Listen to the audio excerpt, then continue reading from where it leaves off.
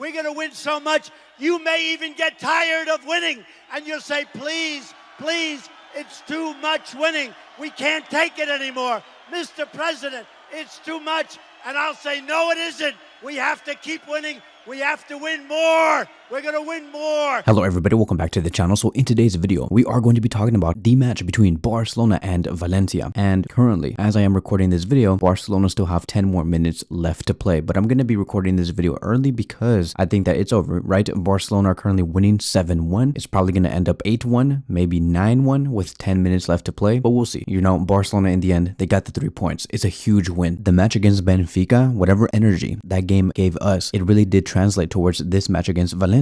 This is what I mean, right? Is trying to carry the momentum of whatever you did from the previous game onto the next one. This is the reason why it is so important for us to do well and to score with a lot of goals. So Barcelona in the past 5 games have scored so much. Ever since the match against Real Madrid back on January 12th, we scored 5 against Real Madrid, 5 against Real Betis on January 15th. Unfortunately, we got a 1-1 tie against Getafe, but then came back 5-4 against Benfica, and now we're currently seeing a 7-1 scoreline. So if it does stay like this at 7-1, that would mean that Barcelona have scored 23 goals in the past 5 matches. This truly is Hansi Flick football. So it's amazing to see. In this game so far, Barcelona have scored 7, one coming from Frenkie de Jong on the 3rd minute, Ferran Torres on the 8th minute, Raphinha on the 14th minute. Then we do have Fermin Lopez coming in, scoring the 4th goal on the 24th minute, another one on the 49th minute in the first half. Then Lewandowski also scored his goal on the 66th minute. And lastly, on the 75th minute, we do have an own goal from one of the center backs of Valencia because Ferran Torres was being very persistent in that moment. He did shoot a very strong ball straight to the goalkeeper. It deflected. Ferran Torres met the ball again. He made a very hard cross into the box, hoping for somebody to touch it. And yes, we had one of the center backs of Valencia touch that ball, deflected straight into the net and making it 7-1. At that point, they were just forcing goals in however they could. Barcelona were hungry. They were not satisfied with a 4-5-0 lead within a span of 45 minutes. They wanted much more. And once again, this momentum, this attitude does come from whatever we did in the match against Benfica. It is the elite mentality, the ability to always say, we can win this game, and when we do, we're going to be asking for much more. Barcelona, to me, played amazing football, and we did not even have our strongest 11. We had Szczesny in goal. Our backline was Jules Koundé, Kubarsi, and Eric Garcia with Alejandro Balde. Our double pivot was Frenkie de Jong and Casado, and then our attacking 4 was Lamine Yamal, Fermin Lopez, Raphinha, and Ferran Torres. So there was a lot of rotations. Players like Lewandowski, Araujo, Gavi, Ansu Fati, Pedri, all did not play. We averaged 74% of the possession with an expected goal rate of 4.42, 21 total shots, 10 shots on target, and 9 big chances created. We had 645 total passes with an accurate pass completion rate of 91%. And one of the players that really did struck me the most, it had to be Fermin Lopez, right? Can we all agree that out of all players, Fermin Lopez was the most special one? Like, yes, we saw Lamine Yamal do all these magical tricks, making amazing passes. We saw Casado defend endlessly. We saw Ferran Torres scoring a couple of goals. Raphinha also getting into the mix. But the one player that once again did stand out the most was Fermin Lopez, who did play as a number 10 tonight behind Ferran Torres. Ferran Torres is most likely going to end this game with 2 goals and 2 assists. We're now on the 85th minute, so I don't know if like anything is going to change, but yeah, Fermin Lopez, 2 goals and 2 assists. And that is within a span of 65 minutes. Players like Endrick or Arda Güler wished that they can do something like this. What Fermin Lopez has been able to do has been special, and it has to be talked about because like, bro,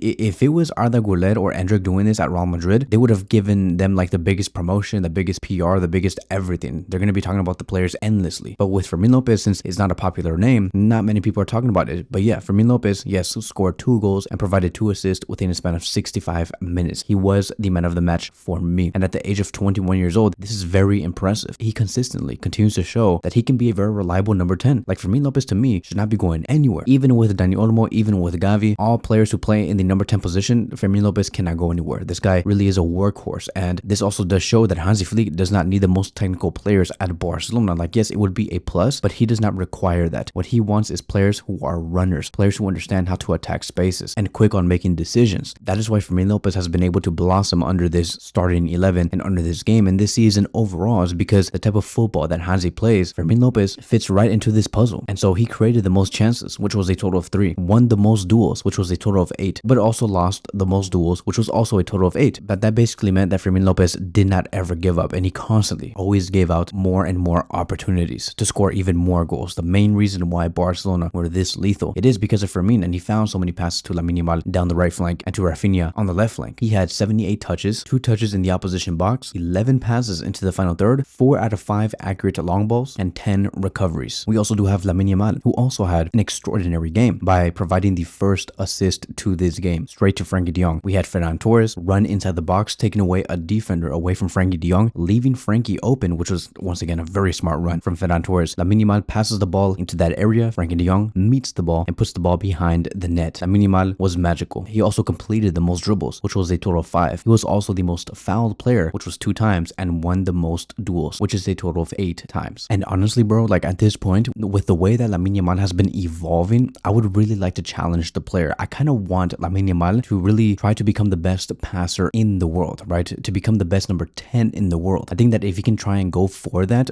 that would really help Lamine Yamal, because I know that he's trying to improve in other areas, like in terms of doing all these tricks and looking cool, take on abilities, maybe trying to score more goals, which is really good. But I do think that he should really dedicate his game to becoming the best key passer in the world, right? To truly become the best number 10, because that is what's going to allow you to become the best player in the world and be the most effective player in the world. Very similar to Lionel Messi. All right, so cool. Barcelona just finished the match. It's 7-1. That is how it ended. Great job from FC Barcelona, right? I do have to clap it up for them. Do not say that this is sus or whatever. Like, you guys play too much, but I have to clap it up. Bravo FC Barcelona, bravo for the 3 points. We're going to go into our next match against Atalanta on Wednesday with, once again, a lot of attacking momentum. Let's go against Atalanta. Let's get to 45 goals, because it is something that we must do. This is FC Barcelona. Atalanta is a team that is really strong in the Champions League. They have shown that last season, and they're currently doing it again this season. Barcelona have to do something different to show to the world that Barcelona is a different team, that they can beat teams that almost look unbeatable in the Champions League. So let's speak about the goals really quick. In the second goal, we saw Alejandro Balde receive the ball on the left flank. He made a cross into the box. Ferran Torres meets the cross and scores the second goal, making it 2-0. We are currently seeing one of the best versions of Alejandro Balde. He's been very deadly since the beginning of this year. Going on to the third goal, we have Fermin Lopez receiving the ball from Lamine Yamal through a back heel. Fermin Lopez quickly sees Raphinha making that run behind the defensive line, makes the through ball. Raphinha gets the ball and makes it 3-0. It was amazing. Once again, great pass from Fermin Lopez, great finish from Raphinha, who went over the goalkeeper. I did love every minute of this. Moving on towards the fourth goal, and we have Cubarsí, or I think it was Eric Garcia. I could be mistaken, but I do think it was Cubarsí, who makes a long ball pass all the way to Fermin Lopez, who makes a run behind the defensive line and scores the fourth goal. Going on to the fifth goal, Lamine Yamal makes a through ball to Raphinha, showcasing his playmaking abilities. Raphinha shoots the ball but hits the post, and the ball went straight to Fermin Lopez again, where he makes it 5-0. Then once again, Lewandowski makes it 6-1 with Fermin Lopez providing the through ball. Lewandowski meets the ball and puts the ball into the bottom left corner. And then we do have the last one that we talked about before, which was an own goal after Ferran Torres made a very strong cross into the box. And so that is it. That is going to be wrapping up today's video. Thank you guys so much for watching, and I will see you guys in the next one.